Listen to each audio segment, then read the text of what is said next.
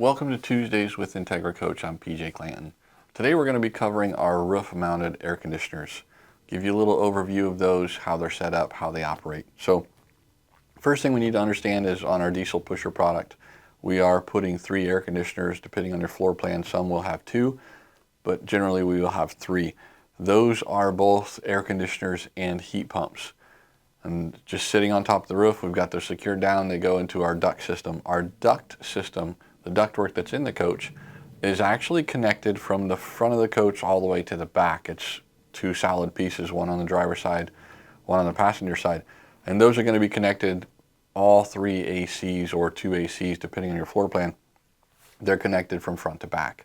So if you turn on one air conditioner, you're going to get some airflow in the back. If we turned on the front, we're going to get some airflow in the back. Not a whole lot, but just understand that that's the reason it's doing that, is because we are all ducted together. So it's just one central duct line that runs from the front of the coach to the back of the coach.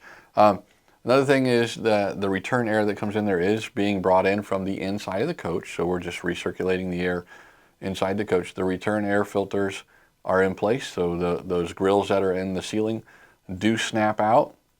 Just takes a small screwdriver and that snaps out and you have a filter there. So we want to make sure that we're cleaning those filters at least once a month. We want to make sure we're cleaning them, and then every 3 to 6 months, depending on their condition, we want to change those filters out just to put new filters in there. So it's kind of a little bit of the overview there. Now, how this works, obviously we all know what an air conditioner is. We know how it works, and when we're talking about you guys in a motorhome, we know why you bought it.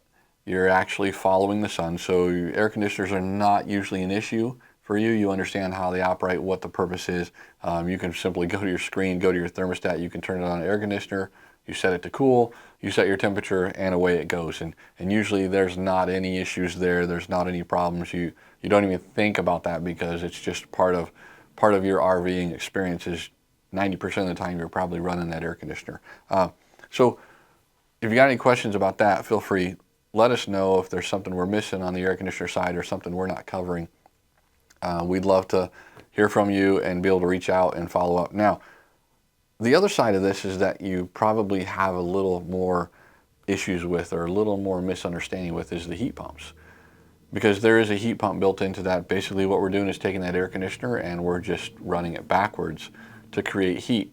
Now what that's doing is running the compressor backwards. We're running the compressor the same direction, really. We're reversing the flow of the refrigerant in the AC. So now we're creating that hot air coming into the coach. Now there is a threshold that those will stop working.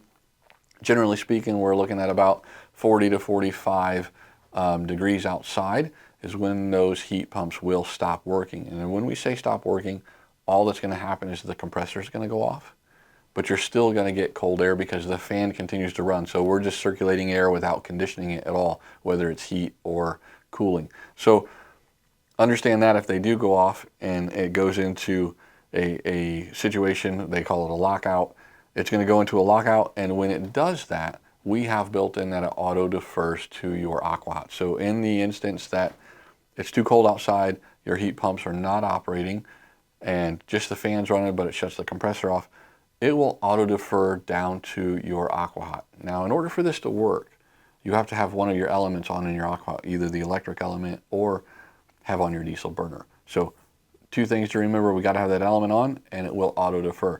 You come back to your coach and it's a little bit chilly in there. It's shut off. The heat pump is not running. Only the fan is running, and your aqua hot fans are blowing, but you don't have any hot air. Probably because we forgot to leave one of those elements on, either the electric or the diesel burner. So we got to make sure that we do that. The other thing that we have with that is let's talk about how does it know what the room temperature is. So we do place thermistors throughout the coach, and the thermistor for the front zone is on the back side of your passenger side overhead. You're just going to see a little black ring there, or a little tear. We used to call it a teardrop, so it looks like a little teardrop, 2 screws on the ends. That's your thermistor. So you're going to have those located throughout the coach. One at the passenger side overhead, one at the mid wall, and then one on the rear bedroom wall.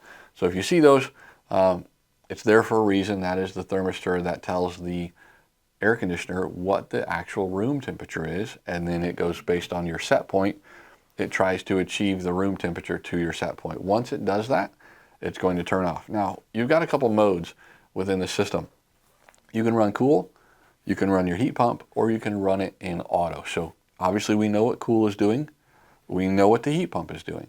What happens when we put the system in auto? So when we put that system in auto, what it's looking for is we're giving it a temperature. And we're going to set that precedence on the temperature and say we want it to be 70 degrees.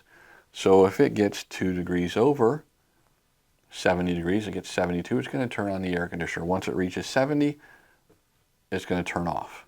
And then we're looking for if it gets 2 degrees under, so if it got 68 degrees in the coach, it's going to turn on your heat pump. Once it gets to 70, then it turns that system off and maintains that temperature. So we're not just going from turn the air conditioner on, okay, it gets too cold, and now we turn the heat pump on, oh, now it gets too cold, and the heat pump's going, now it got too hot, now we turn the air conditioner on. We're not doing that. There's a buffer in between there, so it reaches a set point, it turns off.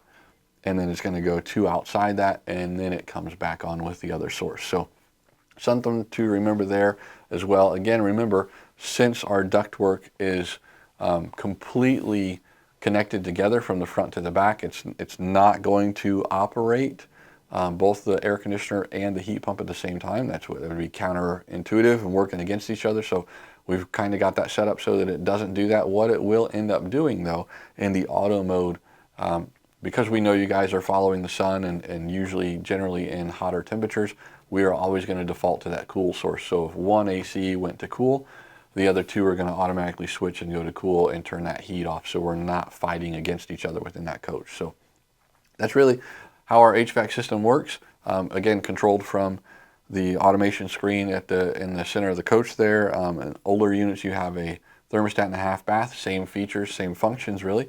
Again, if you have any questions, comments, you need to get some more information from us, just give us a call, shoot us an email, we'll be glad to help. Again, thanks for watching Tuesdays with Entegra Coach.